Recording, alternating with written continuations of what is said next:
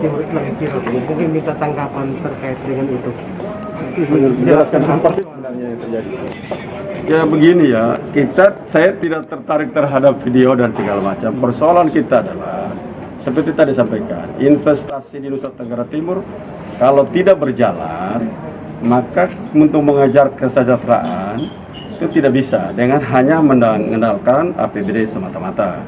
Nah karena itu memang seluruh aset-aset yang ada harus mampu dimanfaatkan agar menimbulkan atau menjadi gerakan ekonomi yang baik. Itu mimpi kita ke sana.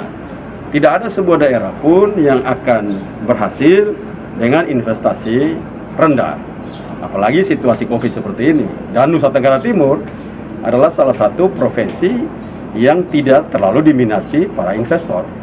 Karena itu kita harus mengkreat, dari perizinan harus cepat, dari kepastian tanah harus tepat, dan konflik-konflik sosial seperti hal-hal itu tidak boleh ada, karena itu akan menjadi alasan ataupun menjadi hambatan terhadap investasi-investasi yang masuk. Nah, daerah itu dari tahun ke tahun, saya marah itu bukan karena saya marah ini, karena saya jelaskan, yang menjelaskan tentang daerah itu kepada saya adalah Umbu Mehangkunda. Waktu dia ketua Komisi 3 dulu itu pertanian. Satu-satunya orang NTT yang menduduki jabatan ketua komisi. Dia menjelaskan saya bahwa daerah ini daerah yang bagus, peternakannya bagus, tapi tidak ada yang mau kerja, tidak ada yang mau bantu. Minta saya tolong bantu waktu itu. Tapi karena keseriusan di sana sini, sekarang saya menjadi gubernur, saya teringat di bawah. Karena itu waktu saya Mehang, beberapa anak muda yang menyatakan Mehang tidak ada urusan di sini, itulah saya menyatakan saya marah dia karena dia menghina senior seorang umbu yang saya kenal, hidupnya dan semasa hidupnya itu diabadikan untuk Pulau Sumba. Itu cintanya Mehangkunda itu kepada Pulau Sumba, dan itu dia minta saya untuk terlibat. Karena saya menjadi gubernur dan saya teringat ada akan omongan beliau, itulah saya gembira dan saya mau bangun daerah itu.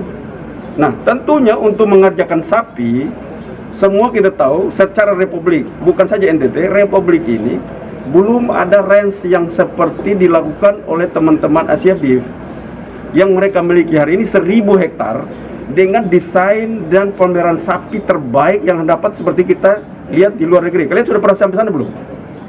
Nah pergi dulu supaya kalau saya ngomong begini kalian mengerti, jangan sampai ke saya.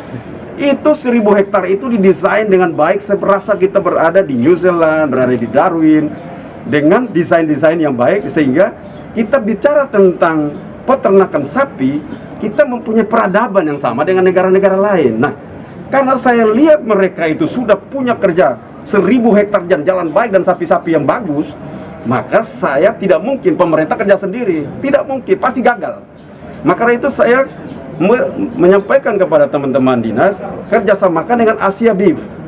Asia Beef terlibat di sana untuk bersama-sama dengan pemerintah, dan mereka sendiri sudah juga mendapatkan dukungan persetujuan kerjasama dari Kementerian Investasi, yaitu yang punya lahannya PT PN14 itu juga kerjasama kepada Asia Beef 6.000 hektar sekian. Jadi kalau tambah dengan mereka berarti 7.000 hektar.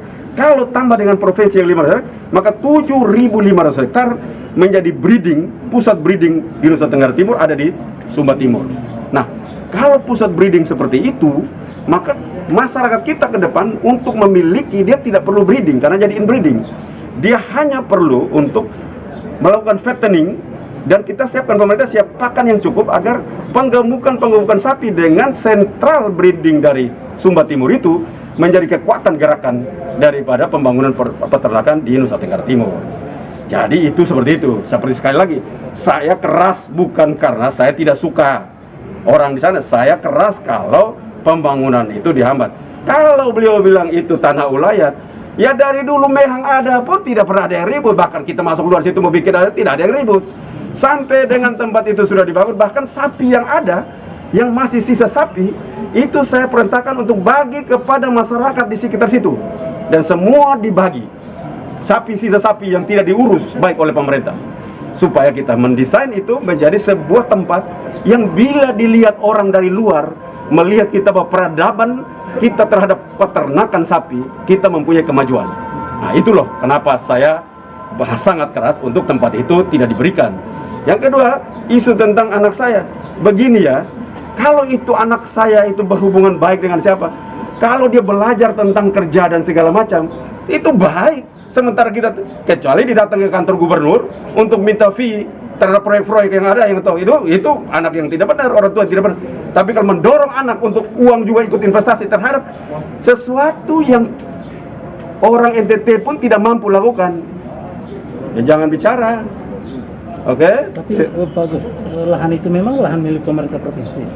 Lahan itu sebelumnya lahan pemerintah pusat, Kementerian Pertanian, diserahkan ke provinsi. Di provinsi, lahan itu terus-menerus seperti itu tidak dikerjakan. Bahkan dari dulu tidak dikerjakan oleh siapapun. Dari dulu tidak dikerjakan oleh siapapun. Sapi-sapi yang ada pun sapi liar yang akhirnya ditangkap untuk diberikan kepada masyarakat di situ.